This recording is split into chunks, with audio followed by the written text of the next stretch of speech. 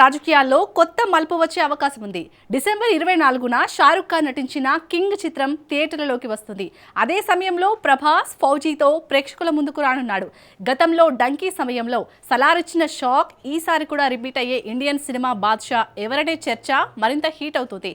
దీని గురించి పూర్తి డీటెయిల్స్ చూద్దాం. షారుఖ్ ఖాన్ ఫ్యాన్స్ ఆసక్తిగా ఎదురుచూస్తున్న కింగ్ చిత్రం డిసెంబర్ 24న రిలీజ్ కానుంది. ఇదే సమయంలో రెబల్ స్టార్ ప్రభాస్ ఫౌజీ చిత్రంతో బరిలోకి దిగుతున్నాడు. ఇద్దరు మెగాస్టార్ల మధ్య ఏర్పడిన ఈ డైరెక్టర్ క్లాష్ బాక్సాఫీస్ ను షేక్ చేసే అవకాశం ఉంది. గతంలో డంకీ విడుదల సమయంలో సలార్ ఇచ్చిన అద్భుతమైన షాక్ ఈసారి మళ్లీ రిపీట్ అయ్యే ఛాన్స్ ఉందని చర్చలు జరుగుతున్నాయి. అయితే ప్రభాస్ ఫ్యాన్స్ తమ హీరోను ఇండియన్ సినిమా బాద్షా అని పిలుస్తూ షారుఖ్ కు గట్టి పోటీ ఇవ్వాలని సిద్ధమవుతున్నారు. ఈ రెండు భారీ చిత్రాల మధ్య ఏర్పడిన పోటీ ఇండియన్ సినిమా చరిత్రలోనే కొత్త అధ్యాయం రాసే అవకాశం ఉంది.